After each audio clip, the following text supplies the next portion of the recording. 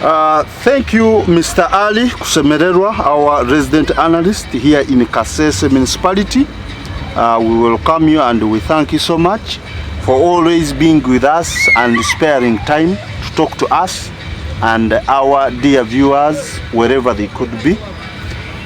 Today we are going to discuss about the demise of our beloved analyst TAMALE Mirundi Joseph. The country learned about his death. It was on Wednesday this week, when the country learned that we have lost our beloved TAMALE Mirundi. And in this case, we are going to analyze his life and what the country could always remember from him, as we remember very well he served in this NRM government as a presidential press secretary for over 17 years. And he also served in various capacities in other organizations, and he has been an analyst, in other words. So Ali, we welcome you, and we are discussing the life of TAMALE Mirundi and what could be the lesson to learn as far as his life is concerned. Yes. Yes. Thank you very much, viewers, and you're welcome. Joseph TAMALE Mirundi has been a veteran journalist, a person who has he has worked for the government.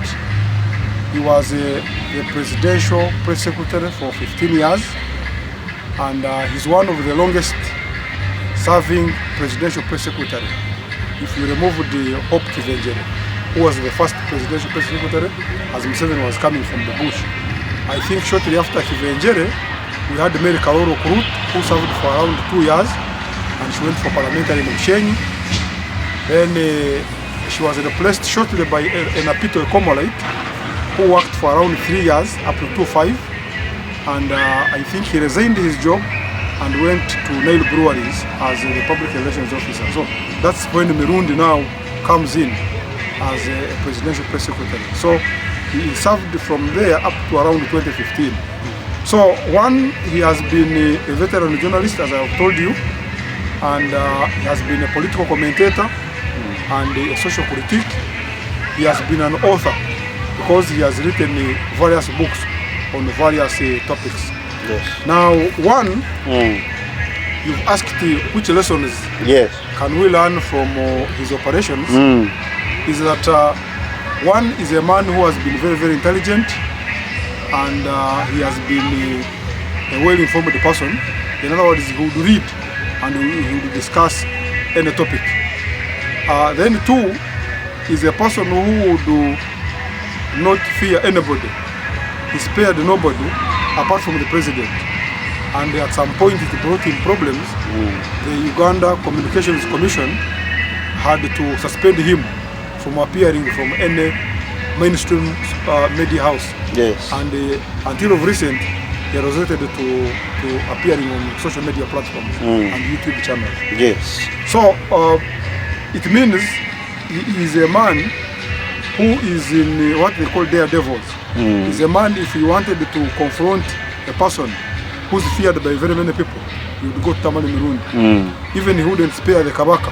Yes. Him being a Muganda, ordinarily he would respect the Kabaka. He was supposed to respect the Kabaka, but he would criticize him and even attack him openly.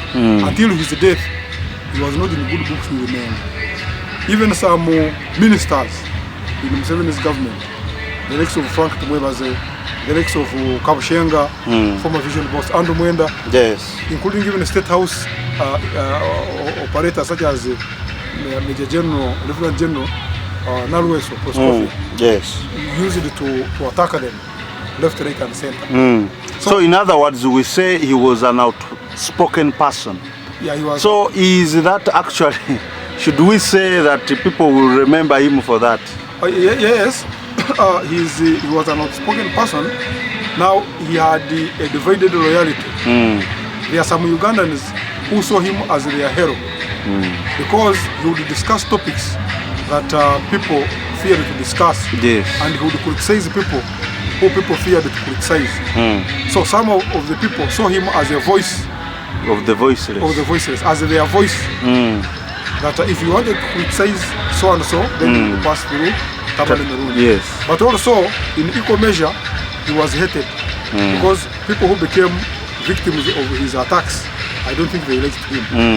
Yeah, so that is how controversial the man was. So he was controversial, he was versatile, he was sometimes but well informed, and I think for very many years to come, his kind of approach will be closely followed by even journalists. Okay. He's a man who transformed if we looked at the presidential secretary, presidential press secretaries, the former one, from Onapito to Karoro to Kivenjere. Yes. It is TAMALE MIRUNDI who even began engaging the media as a presidential press secretary, even appearing on talk shows. Okay. So he began a trend that even the current team of Sando Walusimbi, even Don Wanyama, Linda Nabusai, they have not taken Mirundi. So he was a unique presidential. Someone was commenting about his death that for him he will remember that TAMALE was so comic. Is that true? Oh yes, actually his presentation was very unique, and I think that's why it attracted a lot of followers. Okay. One, he didn't have good command of English, but he would explain very well in English. That is heavily influenced with Uganda, yes, but people would understand. Yes. But also he would package his message by using the African proverbs, even parables and examples, and quoting historical facts, and sometimes bringing in witchcraft. And positioning himself as a promoter of witchcraft. By the way, on that point, yes, you are talking about witchcraft. Yes. We saw a mass broadcasted on various platforms, yes, where they were praying for his soul. Yes. And his elder brother was apologizing to the Catholic Church, yes, that the brother was not going to the church, was not even apologizing for in any way to the Catholic Church. Yeah. What do you say about that? Is it appropriate for a person to die then go to church when he's dead? Yeah, now I think on that point it puts the Catholic Church in a kind of a state of a puzzle or at crossroads. Yes. Because TAMALE MIRUNDI had pronounced himself as a promoter of witchcraft, yes, which is against the church canon laws, yes, and principles. Yes. But also we understand that the Catholic Church is against polygamy. Mirundi had more than one wife. Yes. I heard people saying that they will take her body, they will take his body to his homes, which means he had quite more than one home, yes, which is also against the principles of the Catholic Church. Now he was they celebrated the mass, yes, in his honor at St. Javira Catholic Church, somewhere in Kampala. Yes.